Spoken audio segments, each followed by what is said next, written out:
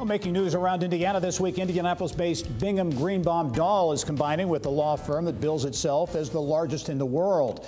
BGD, which has locations in Indiana, Kentucky, and Ohio, says the deal with Denton's will help serve clients in 33 U.S. markets and 181 offices throughout the world. BGD says the combination will have a total of 1,100 attorneys, which would make it the sixth largest law firm in the U.S.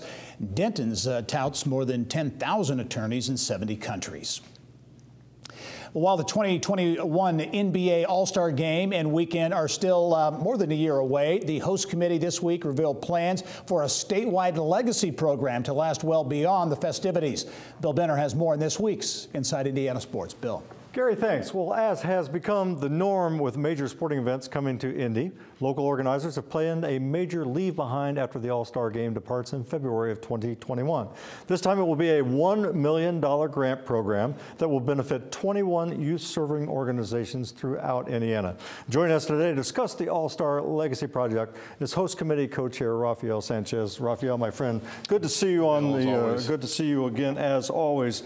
Great announcement this week at the governor's residence on the basketball courts with kids and basketballs and mascots. It was a great day, but the essence was this really outstanding legacy program. Tell us a little bit about it. Yeah, well, you couldn't ask for better weather the other day, but it's a great program. Very excited about it. It's a chance to really make a community impact in statewide effort, giving $1 million away to 21 youth-serving organizations across the state, and we're going to be very intentional about that. We want to make sure that even though the game is played in central Indiana, that communities around the state have a chance to benefit well after the game is played. Yeah, and you know, the good example would be the Chase Near East Side Legacy Center after the Super Bowl. But this, again, throughout the state, and what do people have to propose? So what we're doing is it's a grant application process that they will have to go to Pacers.com and search for All-Star, and they can find the application there.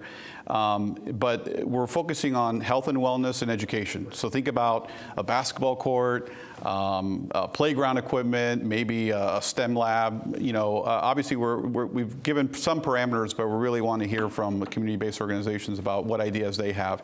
And we're going to try really hard to leverage other existing dollars that those communities might have to really just maximize the opportunity. And again, being very intentional, making sure that citizens around the state feel the love from the NBA All-Star Game. For our statewide audience, it's important. This is not just an Indianapolis effort. Correct. This is going to reach all corners of the state. Yeah, and another thing that's a really important component of it is this rising star element. So we're going to have, for each one of the 21 projects across the state, we're going to have a youth that will serve as the honorary co-chair, a graduate of the class of 2021, to build on the theme. And that person will be involved and hopefully engage other youth in that community to participate in one way, shape, or form into that community project. So it's really going to be all hands on deck and really trying to activate that community. And that young person will have to, I mean, he will be absolutely the best of the best, I would assume, coming from those communities. Yeah, so what we're asking is that those community-based youth-serving organizations that receive the grant will have a chance to nominate 3 local students for the Rising Star, and then the committee will ultimately decide. But what a great opportunity to engage youth and serving youth in this way. I couldn't be more excited. And there will be a scholarship component to that. Yeah, so we're looking into how can we then build upon that and add a scholarship component to that. So those details have to be hammered out, but again, just a tremendous opportunity. You've been involved at a volunteer basis and a leadership basis a long time. Again, going back to what we said at the beginning, this is so much a part of what Indianapolis does that sets it apart from other cities when we do these events. It's in our DNA, and I think that this is going to be the best All-Star that the NBA has ever seen. And you know, we've got the right people with the right heart serving on our committee, and we couldn't be more excited, Bill. And an important component, the funding is coming from the championship fund, which is not only just the All-Star Game, but also the Final Four that year, and then the college football championship game the following January. Correct. So it's just another example of how this community comes together and really looks for ways to really optimize everything. So the Indy Championship Fund is basically that fundraising arm for all those major marquee sporting events that are going to come into town.